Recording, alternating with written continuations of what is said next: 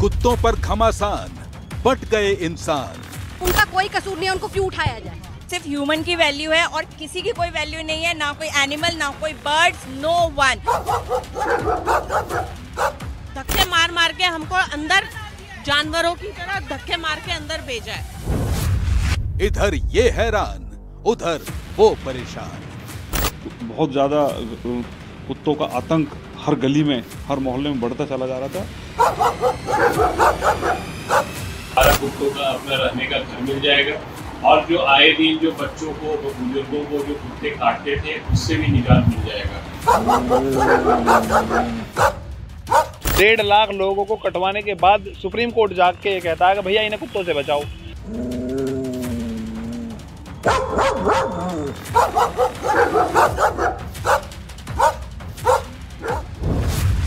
Supreme court के आदेश पर संग्राम।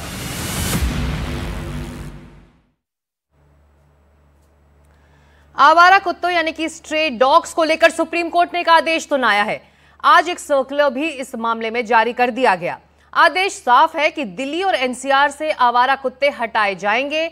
वजह यह है कि डॉग बाइटिंग के मामले बहुत बढ़ गए हैं, जिससे आम लोगों का जीना मुहाल हुआ है। सुप्रीम कोर्ट के इस फैसले के बाद लोग 2 हिस्सों में बंटे दिखाई दे रहे हैं। एक डॉग लवर्स हैं तो दूसरे वो लोग जिन्हें स्ट्रे डॉग से डर लगता है। दोनों की अपनी अपनी दलीलें हैं। कोई फैसले का स्वागत कर रहा है तो कोई फैसले का विरोध। राजनीति ने भी तूल पकड़ ली है। इस मुद्दे पर चर्चा जरूरी है क्योंकि ये आम लोगों से जुड़ा मुद्दा है और हर दिन सैकड़ों लोग आवारा कुत्तों के आतंक का शिकार होते हैं। तो हम इस मुद्दे पर आज अपने मेहमानों से बात करेंगे। एक पूरा पैनल हमारे साथ मौजूद है, हम लोगों की राय जानेंगे, लेकिन उससे पहले इसी मुद्दे पर हमारी ये स्पेशल रिपोर्ट।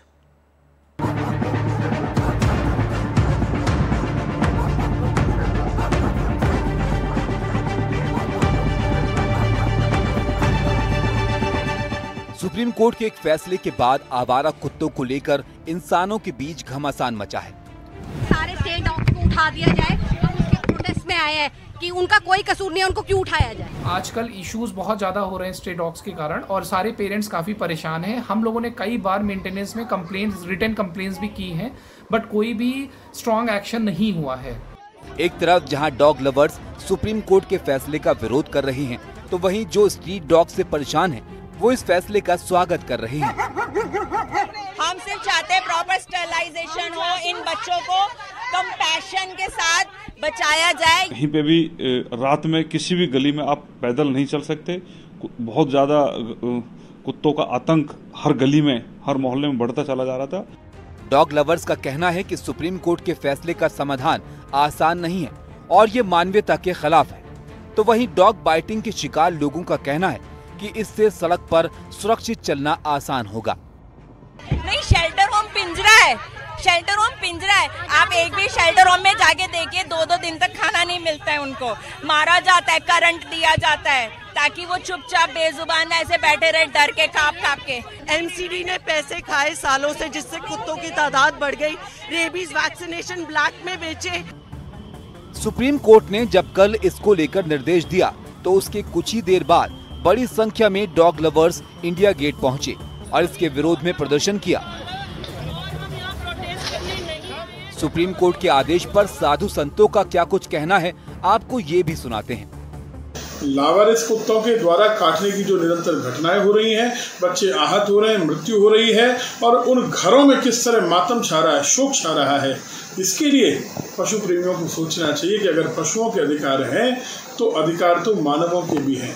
सड़कों पर तमाम तरह के आवारे कुत्ते घूम रहे हैं। शासन को, प्रशासन को एक निश्चित समुचित स्थान पर ऐसे जो आवारा टाइप के श्वान भ्रमण कर रहे हैं, जो जीवों को हानि पहुंचा रहे हैं, उनके भोजन की व्यवस्था करते हुए उनको एक स्थान पर रखना चाहिए। कुत्तों का जिक्र हमारे वेद और पुराणों में भी मिलता है। कहा जाता है कि युधिष्ठिर जब स्वर्ग गए थे तो कुत्ता भी उनके साथ गया था। बहरहाल कहीं फैसले का विरोध है तो कहीं स्वागत। लेकिन पहले सुप्रीम कोर्ट ने आवारा कुत्तों को लेकर जो फैसला सुनाया, उसकी 2 बड़ी बातें आपको बताते हैं। पहली बात, सुप्रीम कोर्ट ने कहा कि दिल्ली एनसीआर के सभी आवारा कुत्तों को उठाना शुरू करें और उन्हें किसी दूसरे इलाके में भेजें। दूसरी बात, अगर कोई भी संगठन कुत्तों को जबरदस्ती पकड़ने में बाधा डालता है तो उसे सुप्रीम कोर्ट की ओर से कड़ी कार्रवाई का सामना करना पड़ेगा। आवारा कुत्तों को लेकर निर्देश के बाद सुप्रीम कोर्ट ने 24 घंटे बाद एक सर्कुलर भी जारी किया है। सर्कुलर के मुताबिक सर्वोच्च अदालत ने ये कहा कि सुप्रीम कोर्ट के प्रांगण में आवारा कुत्तों को खाना न खिलाएं, बचे हुए खाने का निपटारा ढके हुए कूड़ेदान में हो, खाने को खुली जगह और बिना ढके कंटेनर्स में नहीं फेंकें। ऐसे उपाय अपनाने से आवारा कुत्तों की काटने का जोखिम कम होगा। बहरहाल सुप्रीम कोर्ट के फैसले पर जहां बीजेपी नेता और पूर्व बाल कल्याण मंत्री मेनका गांधी ने सवाल खड़े किए, तो वहीं विजय गोयल ने इस फैसले का समर्थन किया। दोनों ने क्या कुछ कहा है, आप भी जरा सुनिए। हर गली में the vans when they go to pick up the dogs, they will be fighting on the street. How many people will the police arrest? उसके ऊपर से जो RWs हैं, they are responsible for 50% of the problem because रात को वो illegal vans लाएंगे and they will pick up 5 dogs or 6 dogs जो उनके यहाँ आराम से पड़े हुए हैं, उनको उठा करके कहीं और फेंक देंगे। They will put them somewhere else. देखिए, सुप्रीम कोर्ट का यह निर्णय बहुत ही अच्छा है कि जितने आवारा कुत्ते हैं उनको पकड़ के शेल्टर होम में रखा जाए। जो ये अपने आप को एनिमल लवर्स कहते हैं, ये बहुत कम संख्या है।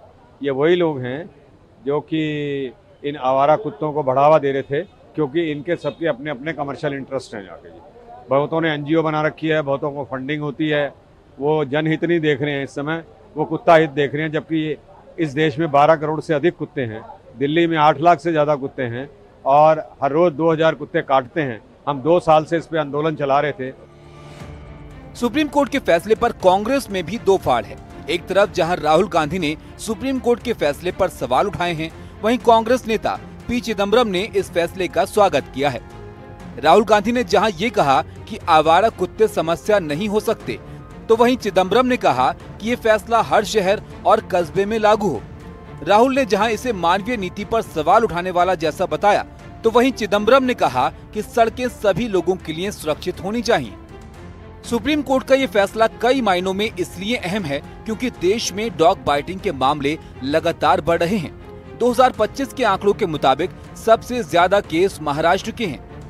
2025 में डॉग बाइटिंग के केस के टॉप 7 राज्यों की बात करें तो महाराष्ट्र में 4,85,000, तमिलनाडु में 4,80,000, गुजरात में 3,92,000, कर्नाटक में 3,61,000, बिहार में 2,63,000, केरल में 1,15,000, तो वहीं दिल्ली में 68,000 से ज्यादा मामले दर्ज किए गए। NCR में अगर गौतम बुद्ध नगर की बात करें तो बीते 7 महीने में 1,08,000 से ज्यादा मामले दर्ज किए गए हैं। सुप्रीम कोर्ट के फैसले के बाद अब राजस्थान हाईकोर्ट भी इसको लेकर सख्त है। राजस्थान हाईकोर्ट ने सड़क से आवारा कुत्तों और दूसरे पशुओं को हटाने के निर्देश दिए हैं। बहरहाल सुप्रीम कोर्ट के फैसले के बाद ये एक बड़ी बहस छिड़ गई है। इसमें कोई दो राय नहीं है कि आवारा कुत्तों का आतंक बहुत बढ़ गया है, लेकिन सवाल ये भी बड़ा है कि मसला आखिर हल होगा कैसे। ब्यूरो रिपोर्ट, NDTV इंडिया के लिए।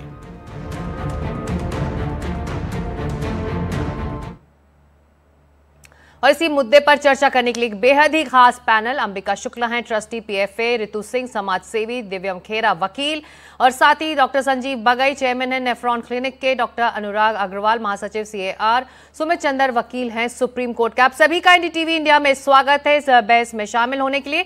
लेकिन आप लोगों से बातचीत शुरू करने से पहले हम सीधे चलेंगे हमारे सहयोगी पल्लव मिश्रा के पास, जो एक रिहायशी इलाके में इस वक्त मौजूद हैं और इन इलाकों में इस मुद्दे को लेकर जबरदस्त प्रतिक्रिया देखने को मिल रही है सुप्रीम कोर्ट के फैसले को लेकर। पल्लव, ये बताइए, आप जिस इलाके में हैं वहां पर सुप्रीम कोर्ट के इस आदेश पर किस तरह के रिएक्शंस आपको मिल रहे हैं?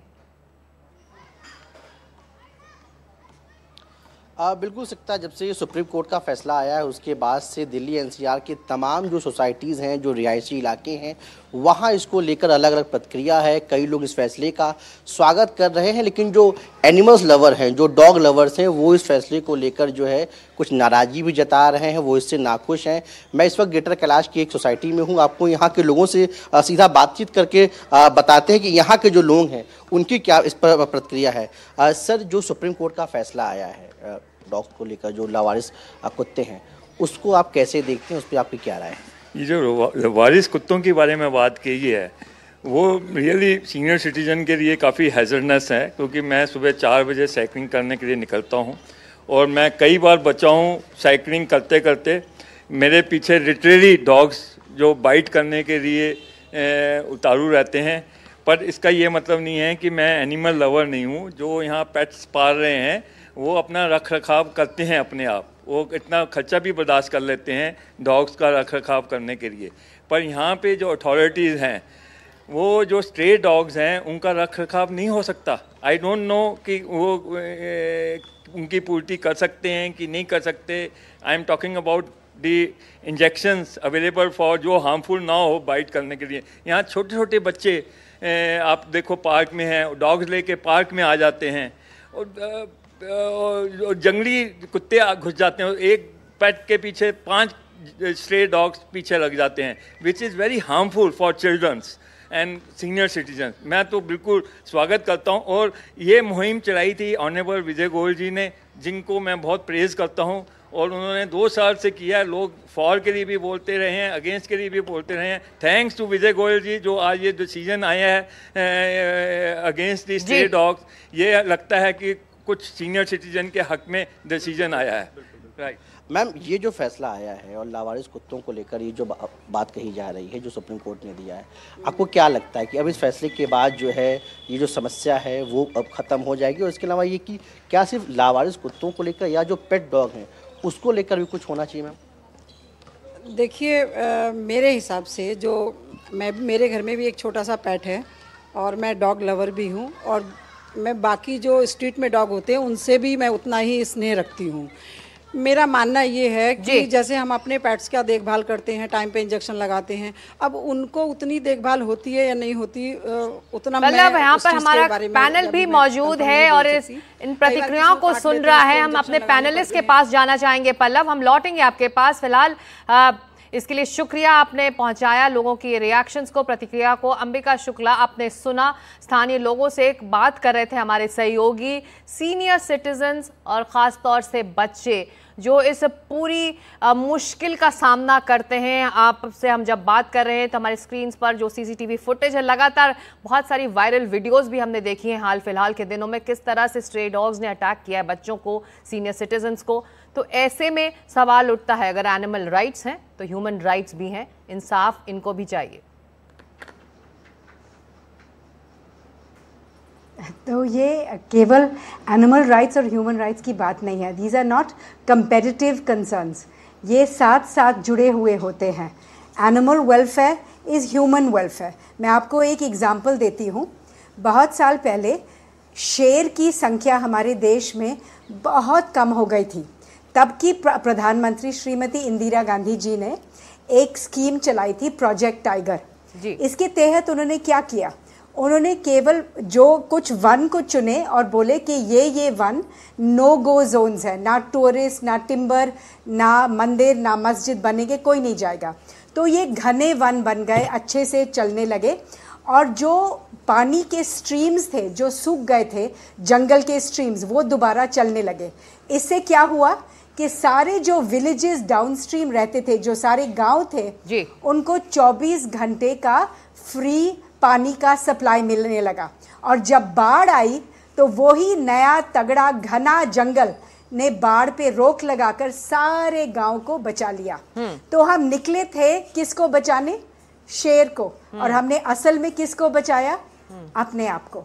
वैसे ही जब भी हम किसी भी जानवर की रक्षा करते हैं, किसी भी जानवर की मदद करते हैं, हम खुद की रक्षा करते हैं, खुद का बचाव करते हैं। और जब हम क्रूरता करते हैं तो हम अपने आप को ही नुकसान पहुंचाते हैं। अगर ये देखा जाए, ये जो सुप्रीम कोर्ट का डायरेक्शन है कि एक पूरी स्पीशीज को जेल किया जाए, तो आप देखेंगे ये कितना हैवक क्रिएट करेगा। जो इकोलॉजिकल नीश, जो गैप छोड़ेगा, इसको कौन भरेगा? या तो दूसरे कुत्ते आएंगे बाहर से, या तो बिल्लियों की संख्या, चूहों की संख्या और जानवरों की संख्या बढ़ेगी, क्योंकि नेचर अबॉर्स अ वैक्यूम जी। तो आप अंबिका ये कह रही हैं कि जो एग्जिस्टेंस का बैलेंस है वो बिगड़ने वाला है इस फैसले के बाद अगर स्ट्रे डॉग्स को केज किया जाता है। डॉक्टर संजीव बगई, ये बताइए कि ये फैसला या फिर ये जरूरी वर्डिक्ट क्यों इस वक्त चाहिए समाज को? गुड इवनिंग जी। मैंने पहले भी काफी टीवी शोज में कहा है कि मैं इंडिविजुअली एनिमल्स के खिलाफ नहीं हूं, पर ह्यूमन लाइफ और ह्यूमन सेफ्टी पैरामाउंट इंपॉर्टेंस है। मैं आपको 3-4 इंपॉर्टेंट पॉइंट सब लोगों को समझाना चाहता हूं। हमें पता है कि 7 crore that is 70 million stray dogs हैं या 30 लाख बाइट्स हैं all over India every year. हमें पता है कि रेबीज रैम्पेंट है स्ट्रे डॉग्स में। रेबीज ऑलमोस्ट 99 to 100% फेटल होता है। पर मैं एक और चीज इंपॉर्टेंट कहना चाहता हूं कि जो रेबीज हम कहते हैं वो एक एंड पॉइंट है जी। और जो डॉग बाइट्स लैसरेशंस कॉज करते हैं, सेकेंडरी बैक्टीरियल इन्फेक्शंस कॉज करते हैं, चिल्ड्रन में ऑलमोस्ट 46% हेड फेस नेक पर सीवियर इंजरीज होती हैं, प्लास्टिक सर्जरी, रिकंस्ट्रक्टिव सर्जरी।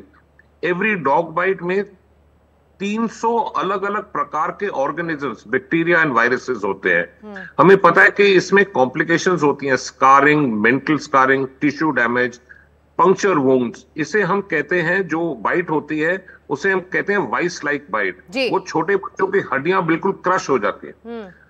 हमें ये भी पता है कि ये जो शेल्टर होम्स बनाने का आदेश दिया है सुप्रीम कोर्ट ने, उसमें टाइम लगेगा, उसमें पैसे चाहिए, स्केलेबिलिटी चाहिए, मैन पावर चाहिए, इंफ्रास्ट्रक्चर चाहिए, और हर आदमी कह रहा है कि भी पैसे कहां से आएंगे।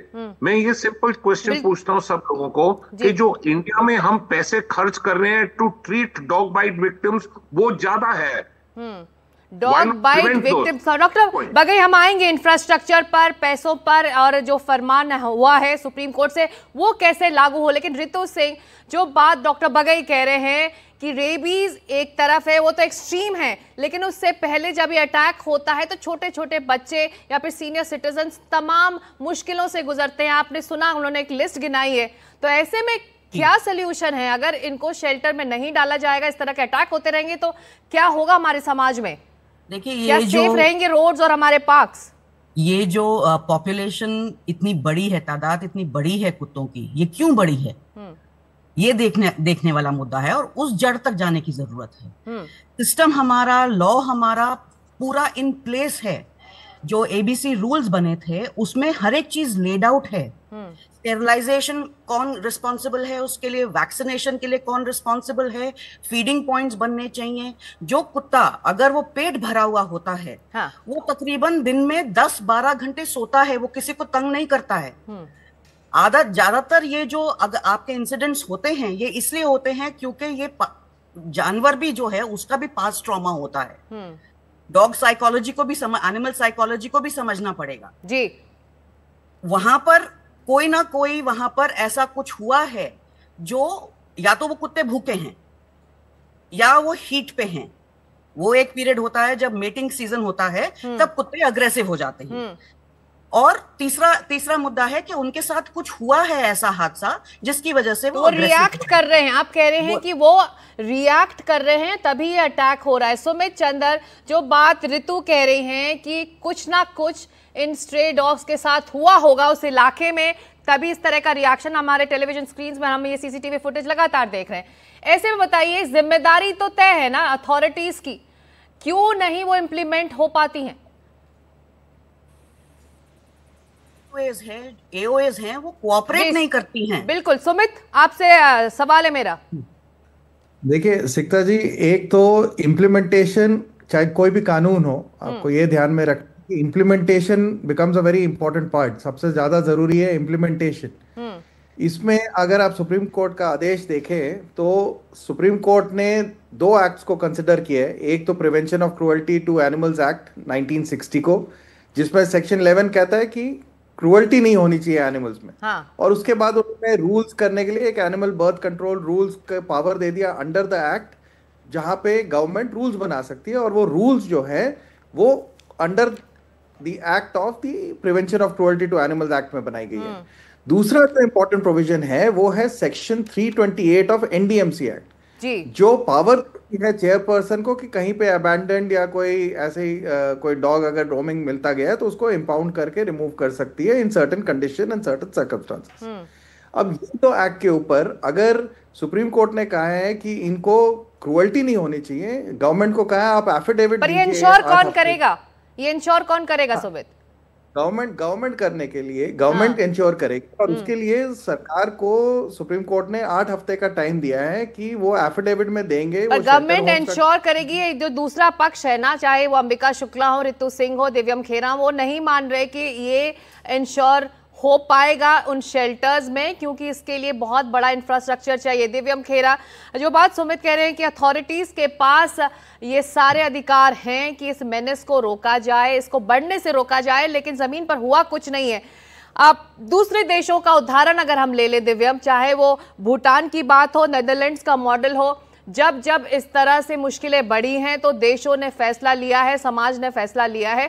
तो अब जब ये फैसला सुप्रीम कोर्ट से ही सही अगर ये ऑर्डर के तहत आया है तो जरूरी है ना कि कदम उठे, बजाय कि इसका विरोध हो। दिव्यम, तो देखिए बेसिकली आज जो हम इशू फेस कर रहे हैं उसका मेन रीजन क्या है, क्योंकि नेचर अपना बैलेंस क्रिएट करती है। हमने एक्सट्रीम अर्बनाइजेशन करी, यहाँ पर पहले हमने जंगल काट दिए। आपको कुत्तों की प्रॉब्लम आपको पहाड़ों रीजन पे अभी तक क्यों नहीं मिलती? क्योंकि वहां पर टाइगर्स हैं, लेपर्ड्स हैं, एक नेचर अपना बैलेंस क्रिएट करके रखते हैं। लेपर्ड्स कुत्तों को ले जाते हैं, उनकी संख्या कंट्रोल में रहती है। दिल्ली एक हंटिंग कैपिटल होता था मुगल एरा के टाइम पे, आज भी मॉन्यूमेंट्स प्रेजेंट है जहां पर हंटिंग की जाती थी। पहले हमने एक्सट्रीम अर्बनाइजेशन करके सारे पेड़ काट दिए, यहाँ से टाइगर सारे मार दिए, लेपर्ड सारे भगा दिए। उसके चक्कर में एक नेचर का बैलेंस होता है, अर्बनाइजेशन के चक्कर में कुत्तों की संख्या बढ़ी। जब भी कोई एक देश डेवलपमेंट की ओर पे जा रहा होता है, आपने जो जो उदाहरण दिए वहां पर ह्यूमेन तरीके यूज किए गए अर्बनाइजेशन के साथ में, जो था स्टेरिलाइजेशन के माध्यम से उनकी संख्या को रोका गया। तो अगर हम दिल्ली की बात लेते हैं, पिछले 70 साल में जो डेवलपमेंट हुई, हमने पूरे जंगल खत्म कर दिए।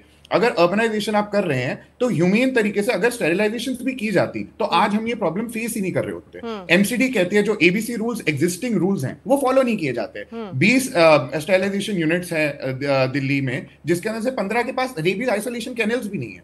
तो आप मुझे बताइए जो एग्जिस्टिंग रूल्स है वो फॉलो नहीं हो रहे। एमसीडी कहती है हमने लाखों स्टेरिलाइजेशंस कर दिए। आप कह रहे हैं कि ह्यूमन तरीके से उन देशों ने फैसले लिए और वो इंप्लीमेंट किया, लेकिन अंबिका शुक्ला, शक क्यों है कि अब अदालत ने फैसला सुनाया है, शेल्टर्स बनेंगे, इस पर कार्रवाई होगी तो तरीका ह्यूमन नहीं होगा, ये शक क्यों आ रहा है आप लोगों के मन में? आप देखिए कि जो आज़ादी का दिन आ रहा है हमारा 15 अगस्त, ये अजीब है कि ये मुद्दा उस टाइम पे उठाया जा रहा है जब एक पूरे स्पीशीज को जेल में हम बंद कर रहे हैं। हमारी आज़ादी के लिए हमने लड़ाई की, हमारी आज़ादी हमको प्यारी है, तो हर जीव को आज़ादी प्यारी नहीं है। इनका कसूर क्या है कि वो पैदा हुए? तो हमें ये सोचने की बात है। दूसरी बात आप देखेंगे कि shelters are never a solution, क्योंकि shelters become hotbeds of infection. Covid कैसे शुरू हुआ था? जहां जानवरों को क्लोज कन्फाइनमेंट में रखा गया था जबरदस्ती, वैसे ही कोविड शुरू हुआ था। जब आप ऐसे करेंगे, यहाँ आर्टिफिशियल सिचुएशंस में, क्लोज कन्फाइनमेंट में, अनहाइजीनिक कंडीशंस में रखेंगे जानवरों को इस तरीके से, आपको खतरा ये पैदा होगा कि क्या क्या डिजीजेस, क्या क्या इन्फेक्शंस, क्या क्या नई पनप के आएंगी। दूसरी बात आप देखेंगे कि शेल्टर्स का जो तरीका है, दे आर बाय नेचर आप कह रहे हैं कि शेल्टर सोल्यूशन नहीं है और अदालत को अपने फैसले को रिव्यू करना चाहिए, कुछ दूसरा रास्ता निकालना चाहिए। लेकिन डॉक्टर अनुराग अग्रवाल, ये बताइए जो विक्टिम्स हैं इन स्ट्रे डॉग्स के, उनको इंसाफ कैसे मिले? क्योंकि आप सब जानते हैं, डॉक्टर बगई हो, आप हो, कि कितना बुरा उनका अनुभव रहा होगा, चाहे वो सीनियर सिटीजन्स हो, महिलाएं हो, बच्चे हों। तो उनको इंसाफ कैसे मिले अगर सोल्यूशन ये नहीं है शेल्टर? तो सबसे पहले तो मैं माननीय जजेस को, सुप्रीम कोर्ट के धन्यवाद देना चाहूंगा कि उन्होंने इस मैटर को फ्लैग किया और पूरे देश में एक डिबेट क्रिएट की। सारे अखबार और चैनल्स अब इसको कवर कर रहे हैं। अब हमारी 2 प्रॉब्लम्स हैं। पहली प्रॉब्लम है रेबीज, जो कि एंड पॉइंट है, हमारे एक पैनलिस्ट ने बोला, बिल्कुल सही बात है, वो एक एंड पॉइंट है। दूसरी प्रॉब्लम है डॉग पॉपुलेशन। हमें दोनों चीजों को टैकल करना है।